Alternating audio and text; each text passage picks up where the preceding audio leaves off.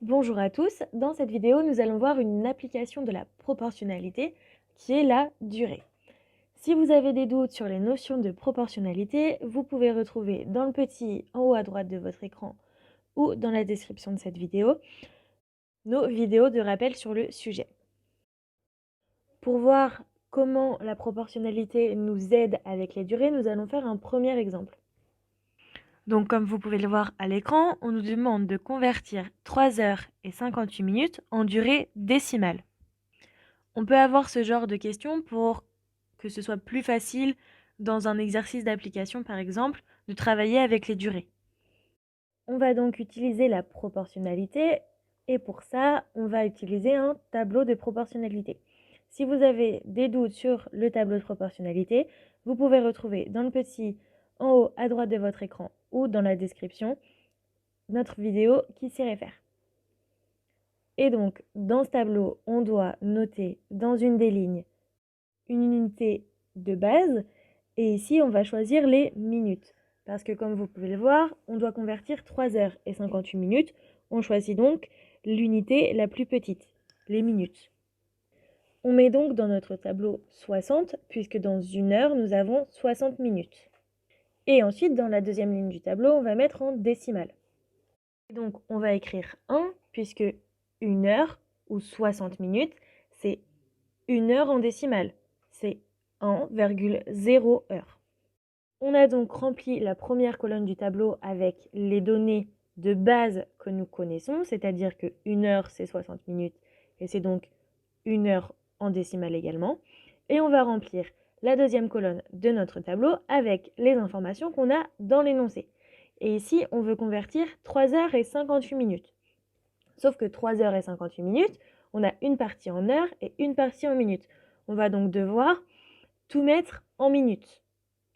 Donc 3 heures et 58 minutes, c'est égal à 3 fois 60 minutes, puisque 1 heure c'est 60 minutes, plus 58 minutes. Et donc ça nous fait 238 minutes. On place donc ça dans la deuxième colonne de notre tableau. Et dans la première ligne, puisque ici nous avons un temps en minutes. Et on va chercher à quoi ça correspond en durée décimale. On met donc un X dans la deuxième colonne et la deuxième ligne. Pour calculer X, on va utiliser la méthode du produit en croix. Si vous n'êtes pas à l'aise avec cette méthode, vous pouvez retrouver dans le petit en haut à droite de votre écran ou dans la description notre vidéo sur l'égalité des produits en croix. On aura donc que X est égal à 1 fois 238 divisé par 60. Et si on réalise ce calcul, on trouve que X est environ égal à 3,97 heures. Maintenant, nous allons faire un deuxième exemple où on nous demande de convertir 2,25 minutes en heures, minutes et secondes. Et donc ça, en fait, c'est l'inverse de ce qu'on vient de faire juste au-dessus. Dans notre tableau, on choisit donc dans la première ligne de mettre les secondes, puisqu'on doit convertir 2,25 minutes, on a donc 2 minutes, 25. Et on sait que l'unité plus petite que les minutes, c'est les secondes. Et on sait que dans une minute, il y a 60 secondes. On écrit donc 60 dans la première ligne. Et on met 1 pour la décimale, puisque on aura 1,0 minutes qui correspondront à 60 secondes.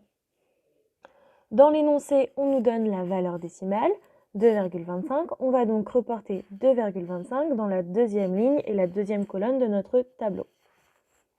Et on cherche des secondes, on va donc mettre X dans la case restante de notre tableau. Si on fait le produit en croix, on trouve que X est égal à 60 fois 2,25 sur 1. Et ça nous donne que X est égal à 135 secondes. Mais 135 secondes, on peut le transformer en minutes et secondes. 135 secondes, on voit qu'on a 2 fois 60 dedans, donc 2 fois 60 secondes plus 15 secondes. Et 2 fois 60 secondes, ça nous fait 2 fois 1 minute. On aura donc que 135 secondes est égal à 2 minutes et 15 secondes. Vous pourrez réaliser les mêmes calculs avec n'importe quelle unité de durée. Voilà pour cette vidéo. Vous pouvez retrouver les autres applications de la proportionnalité dans la description ou sur l'écran qui s'affiche tout de suite. bonne révision et bon courage!